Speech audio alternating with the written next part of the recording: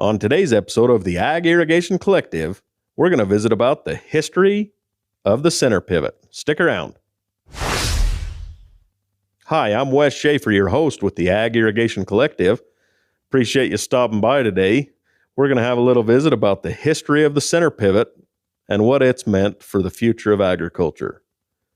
Center pivot irrigation is a method of crop irrigation in which equipment rotates around a center point in a field, and the crops are watered with sprinklers. A circular area centered on that pivot is irrigated, often creating a circular pattern in the crops when viewed from above. Most center pivots were initially water-powered. However, today, most are propelled by electric motors. Center pivot irrigation systems are beneficial due to their ability to efficiently use water and optimize a farm's crop yield. The systems are highly effective on large land fields. Center pivot irrigation was invented in 1940 by Frank Ziebach, who lived in Colorado.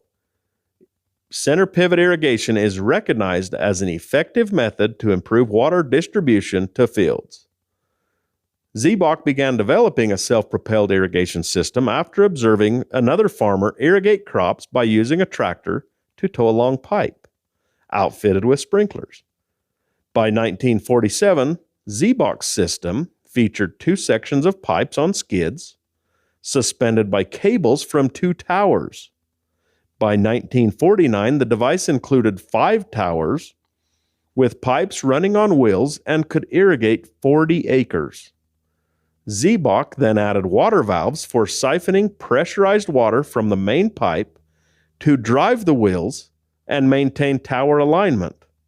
In 1952, Ziebach was granted a patent on a larger irrigation system called the Ziebach Self-Propelled Sprinkling Apparatus, with a 600-foot boom that could water 135 acres, which would be all but the corners of a standard 160-acre section of land.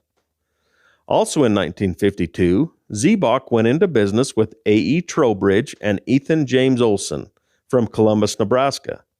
Trowbridge put up $25,000, which got him 49% of the patent rights. Ziebach moved from Colorado to Columbus, opened a shop, hired a few men, and went into business. In the first few years of operation, they sold only 19 systems. The early designs were finicky and few farmers understood the systems. Ziebach kept improving his designs and focused on making his machines better rather than attempting to sell systems with problems. Ziebach saw success with modified designs, which improved the system's operational efficiency. In 1954, he licensed his patent to Robert Doherty and his company, Valley Manufacturing. Doherty's engineers spent the next decade refining Ziebach's innovation, making it sturdier, taller, and more reliable, and converting it from the hydraulic water power system to electric drive. Doherty's company went on to grow into Valmont Industries. Ziebach and Doherty designed and manufactured center pivots based on the strong belief in conserving water and increasing crop quality yields. After 1969, other Nebraska manufacturers followed in Valmont's footsteps. It has been said that the center pivot irrigation machine is perhaps the most significant mechanical innovation in agriculture since the replacement of draft animals by the tractor. Frank Ziebach's center pivot irrigation machine invention has revolutionized irrigated agriculture around the world. Ziebach, who died in 1980, lived his final years in his quiet Columbus neighborhood. That's kind of a neat little history on the center pivot irrigation, and I appreciate you joining us today, learn about that. It's kind of interesting to kind of see where the history of that came from. I've been trying to look up books on a more complete history of complete beyond Frank Ziebach and Valley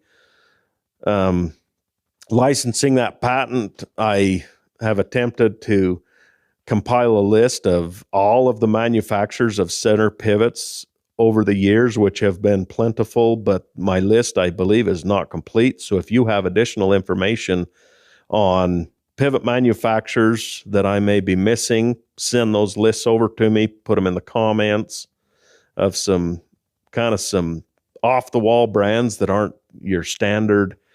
I know there's even Pringle. Olson was a pivot. That one's a little more common than some of the